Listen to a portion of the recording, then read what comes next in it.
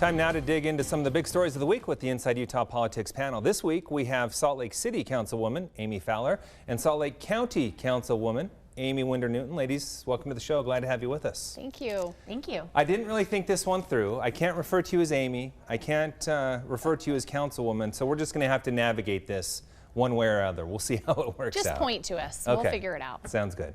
Let's start off with the race for governor. An exciting week. The races were called. Spencer Cox wins the primary against one of the most formidable figures in Utah politics. Amy Winder-Newton, let's start with you. How did that happen?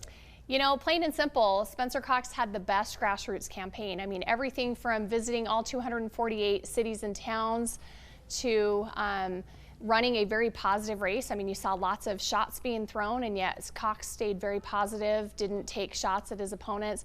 And then just, from what I've seen, his supporters. I mean, not only were they weren't just sitting back and clapping for him, they were helping to gather signatures. They were making phone calls, putting out signs. You know, Cox was the first one to get his signatures in and the only one to do it without hiring a signature gathering company. So I think it's the grassroots. Yeah, you might say unprecedented grassroots organization when you turn in signatures without hiring someone else to do it. So, Amy Fowler, let's bring you in and get your thoughts on that. I mean, to be fair, I can't disagree with Amy on this one. I think that I've always said when I'm mentoring new politicians that are wanting to get into the race that the way to do it is go out and knock on doors. And you really have to put your boots on the ground and you have to get out there and get the signatures and knock on doors. And I think that Spencer did a great job doing that. That's not to say that Huntsman didn't. I just think that Spencer really tackled that grassroots initiative. There was huge record turnout. I haven't seen the final numbers, but we were approaching doubling the number of those who voted in 2016. Lots of various factors in play here, but what drove turnout on this so much? Amy Winder-Newton, let's start with you on that one. Okay, yeah, I just think that this was an interesting year. I mean, you had CD4 up, you had CD1, you had the governor's race, which was very competitive, and lots of candidates in the race. I mean, usually we see 2, and this time we had generally 4. So I think that was a big piece of it. You know, the other piece that we got to talk about, the elephant in the room, is that we had candidates who were recruiting Democrats and independents to register as Republicans so that they could get their votes. Yeah, let's get into more with that with you, Amy Fowler. Yeah. A lot of Democrats, I figure somewhere around 10,000, but a lot more unaffiliated, changing affiliation to vote in this race. And I'll be honest, I don't think that it was just candidates that were recruiting people to change. There were people that saw and see and continue to see what we have seen throughout the history of Utah, is that as a Democrat, sometimes you feel like your voice doesn't matter. And this was an opportunity, and going back to that grassroots initiative, somebody made it out there and started this campaign, and it took off. And it took off in a way that we saw the numbers. I hate to say this every time I do on this show, but it is a fact in the state of Utah that the primary election tends to be more of the general election. So, Amy Winder-Newton, did you have trouble with people coming to your party and trying to make a difference in the election? Heavens no. We've got a big tent. We want to have more Republicans see why, you know, we're the party of being fiscal conservatives and limited government and wanting to help improve the lives of the public. And I think it's great that we're having more people. We hope to keep them. I mean, it's going to be a good opportunity for the Republican Party to figure out how we can send a message to these people that they'll want to stay.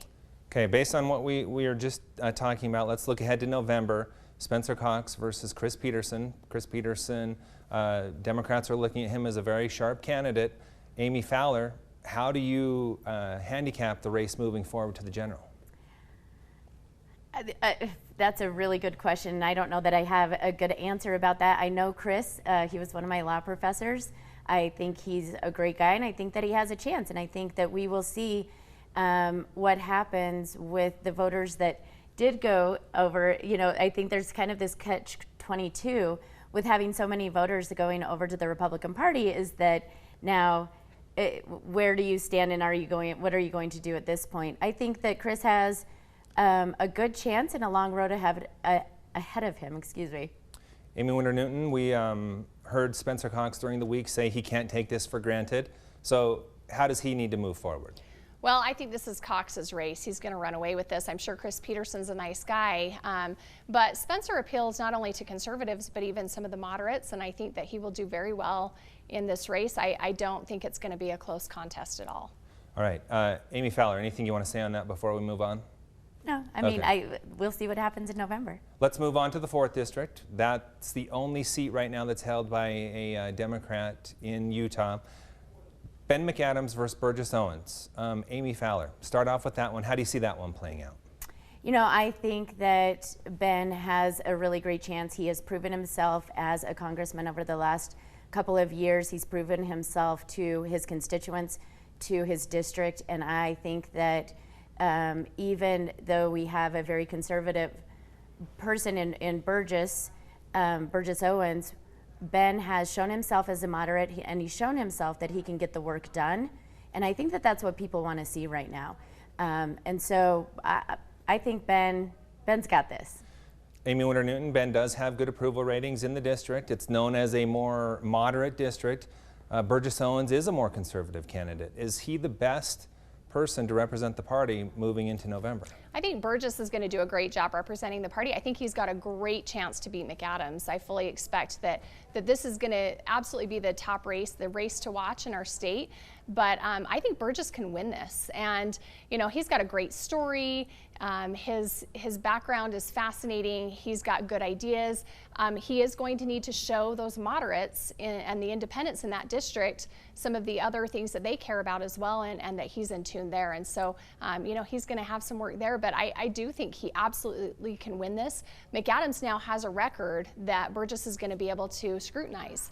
And kind of ironic, but Burgess doesn't have a record, and in some ways that gives him an advantage in this race. This is one that will be watched on the national level. It's one that plays in the swing of power, the balance of power in the United States Congress. It'll be interesting, and we know it'll get a lot of attention. We'll see how that one plays out.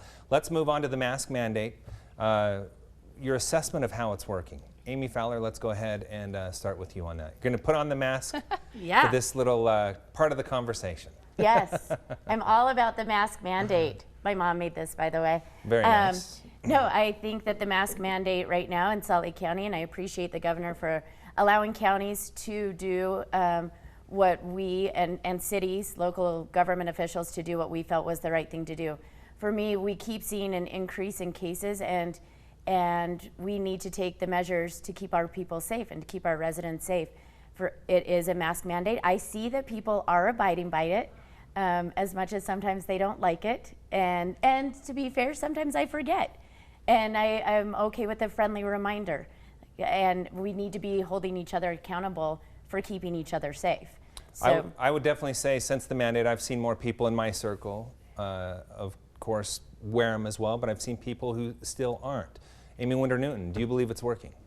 You know, it's hard to say. We actually won't know until we see numbers a few weeks later. You know, we're seeing people wearing more masks now, but until we actually see how our COVID numbers are impacted by that, we won't really know how well it is working.